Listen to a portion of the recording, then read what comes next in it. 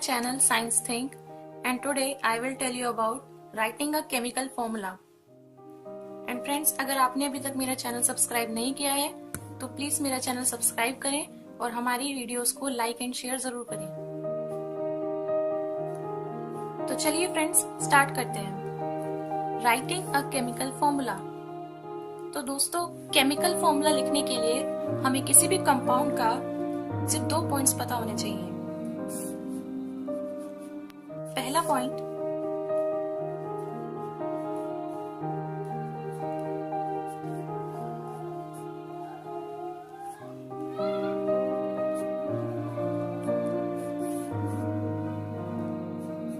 The symbols of the elements. जो भी compound है उसमें जो एलिमेंट्स हैं हमें उनकी सिंबल जरूर पता होनी चाहिए। सेकेंड पॉइंट,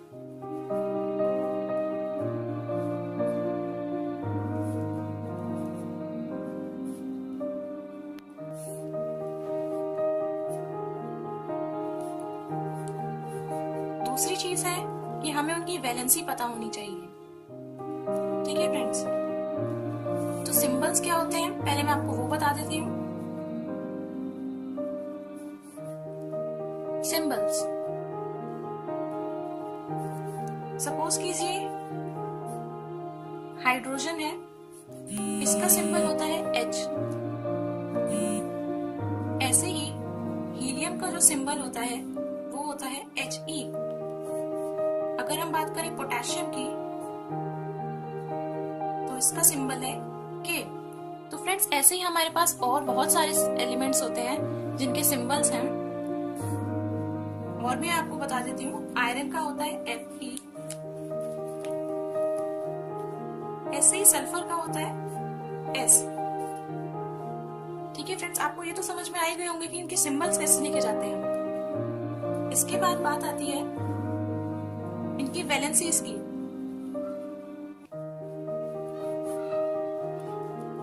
तो फ्रेंड्स, वैलेंसी जिसे हम कहेंगे वो हम कहेंगे कि सपोज कीजिए हमारे पास हाइड्रोजन है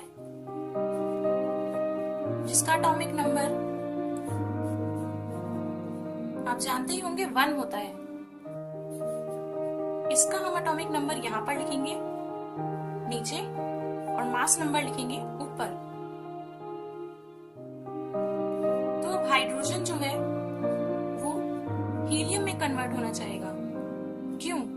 क्योंकि वो एक नोबल गैस एक्वायर करना चाहेगा, तो वो हाइड्रोजन से जाएगा हीलियम में। इसके लिए हीलियम में बनने के लिए उसको 2 इलेक्ट्रॉन्स की जरूरत होगी। तो अब हाइड्रोजन के पास 1 इलेक्ट्रॉन है तो उसे 1 इलेक्ट्रॉन और चाहिए। इसके लिए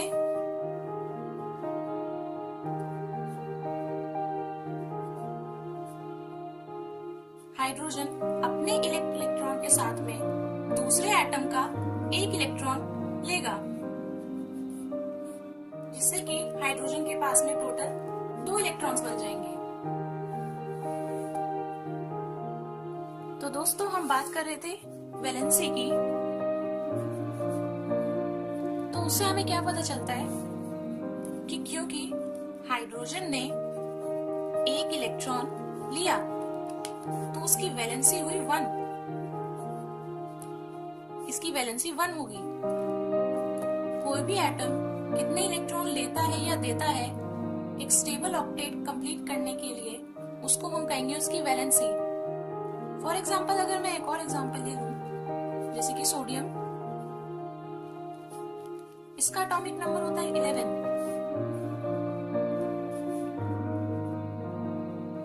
तो ये आप जानते होंगे, इसमें 11 प्रोटॉन होंगे। इसके फर्स्ट शेल में 2 इलेक्ट्रॉन्स होंगे, दूसरे शेल में 8 इलेक्ट्रॉन्स होंगे और तीसरे शेल में 1 इलेक्ट्रॉन होगा। तो अब सोडियम से पहले क्या आता है? नियोन। ये एक नोबल गैस है, तो सोडियम अब अपना आखिरी का 1 इलेक्ट्रॉन देकर नियोन गैस एक्वायर करना चाहेगा। तो अभी यहाँ 11 प्रोटॉन थे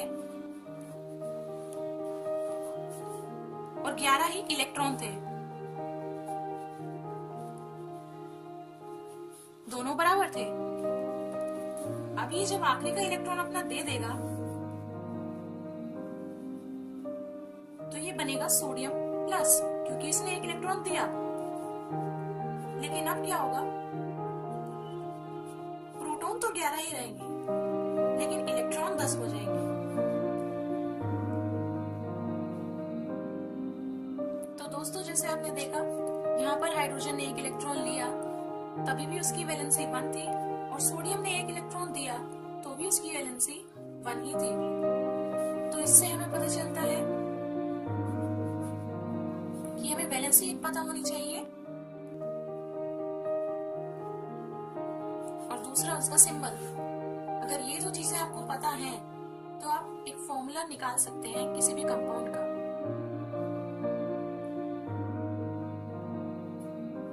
तो अगर आपको इससे भी समझ में नहीं आया है तो आपको दूसरे एटम्स की वैलेंसी निकाल कर देख सकते हैं। जैसे कॉपर की निकालें तो या तो 1 होगी या 2। इसी तरह से कैल्शियम, उसकी वैलेंसी 2 होगी। ऑक्सीजन की अगर देखें तो 2, कार्बन की हो आएगी 4, क्लोरीन की भी 1, आयोडीन की भी 1, और नाइट्रेट NO3 नेगेटिव, उसकी भी हो जाएगी 1। तो दोस्तों, अब मैं आपको वो स्टेप्स बताती हूँ जिनसे आप केमिकल फॉर्मूला बहुत ही आसानी से लिख पाएंगे।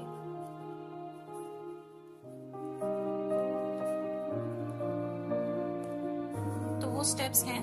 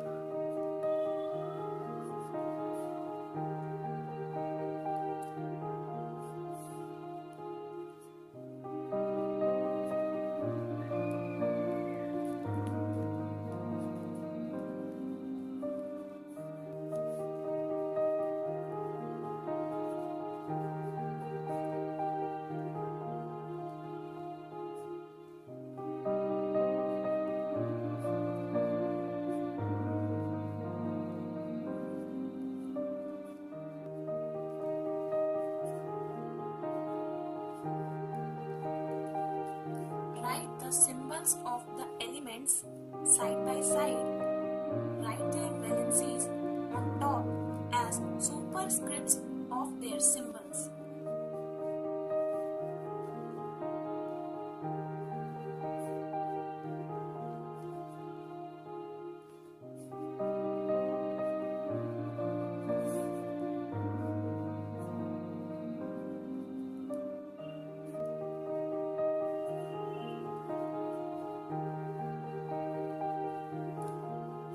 Divide by any common factor in their valencies.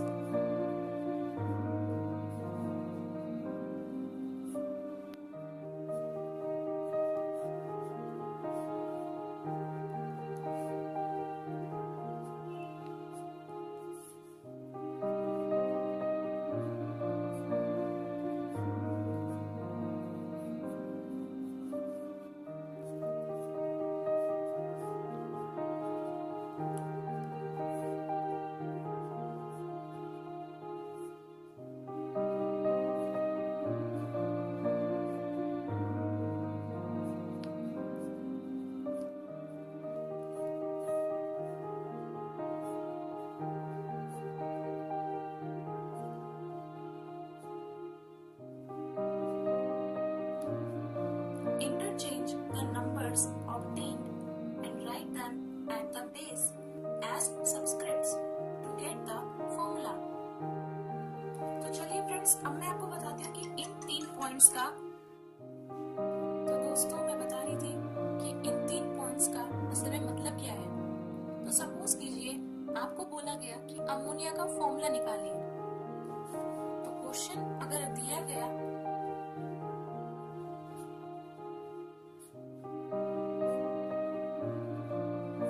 write the formula for ammonia, तो फ्रेंड्स आपको सिर्फ पॉइंट्स रिमेम्बर करने हैं।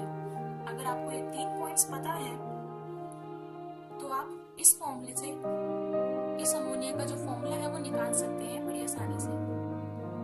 तो सबसे पहले आपको पता चलना चाहिए कि अमोनिया बना हुआ किससे है। तो अमोनिया जो बना है वो बना है नाइट्रोजन और हाइड्रोजन से। तो नाइट्रोजन को हम N से डिनोट करेंगे और हाइड्रोजन को H से। उसके बाद में हमें पता होनी चाहिए इनकी वैलेंसीज, जैसा कि मैंने आपको पहले बताया था। तो नाइट्रोजन की वैलेंसी होती है 3 और हाइड्रोजन की जैसे मैंने आपको बताई 1। अब फ्रेंड्स आपको क्या करना है, सिंबल्स आपने लिख दिए, साइड बाय साइड लिखने हैं इस तरह से। उसके बाद में इनके सब सुपरस्क्रिप्ट्स लिखने हैं, जैसे कि नाइट्रोजन की वैलेंसी 3 और हाइड्रोजन की 1। सेकेंड पॉइंट क्या कहता है, divide by any common factor in their valencies. इनकी जो वैलेंसीज हैं, अगर ये किसी कॉमन फैक्टर से डिवाइड हो रहे हैं तो इनको हम डिवाइड कर देंगे, लेकिन क्योंकि ये 3 और 1 है, ये किससे डिवाइड नहीं होने वाले, तो हम इनको ऐसे ही छोड़ देंगे। Interchange the numbers obtained and write them at the base. तो अब हमें क्या करना है, इन नंबर्स को इंटरचेंज कर देना है। इसका मतलब जो नाइट्रोजन के पास है उसको हाइड्रोजन के बेस में भेजना है। आप लोग देख पा रहे होंगे इस 3 को हाइड्रोजन के बेस में और इस 1 को यहाँ पर। तो ये बन जाएगा कुछ इस तरह। क्योंकि 1 को हम लिख नहीं सकते तो इसको हम ऐसे ही छोड़ देंगे। 3 को हमने यहाँ पर भेज दिया, तो ये जो बनेगा ये होगा अमोनिया का फॉर्मूला। जैसा कि लिखा है as subscript to get the formula। तो सिंपल सी हमने सिर्फ 3 चीजें करी। नाइट्रोजन बना होता है, नाइट्रोजन जो है वो हाइड्रोजन के साथ मिलकर अमोनिया बना रहा है, तो उसमें हम क्या करेंगे, इनकी वैलेंसीज लिखेंगे। अगर वो डिवाइड हो रही है तो उनको डिवाइड कर देंगे, नहीं तो सिर्फ एक दूसरे के प्लेस में मल्टीप्लाई कर देंगे या फिर इंटरचेंज कर देंगे। बात सेम है, तो फॉर्मूला हमें मिल जाएगा। अगर हम दूसरा लें, नेक्स्ट जो आपको दिया हुआ है,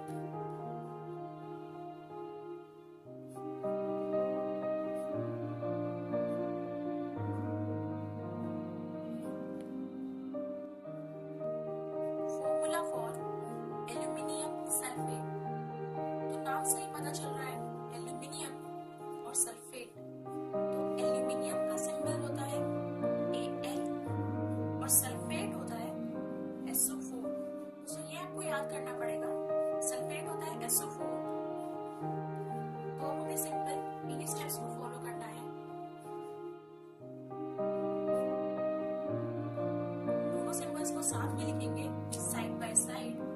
एल्यूमिनियम की वैलेंसी होती है 3, ऐसे ही सल्फेट की वैलेंसी होती है 2। इनकी वैलेंसीज को हम पहले टॉप पे लिखेंगे। अब ये किसी से भी डिवाइड नहीं हो सकती क्योंकि 3 और 2 है। अब हमें सिंपल इन्हें इंटरचेंज कर देना है। तो ये 2 इसके बेस में आएगा, तो ये बनेगा Al2। क्योंकि ये थोड़ा कॉम्प्लेक्स है तो हम इसको ब्रैकेट में लिख लेते हैं SO4 का थ्राइस। तो एल्यूमिनियम सल्फेट का जो फॉर्मूला है वो बन जाएगा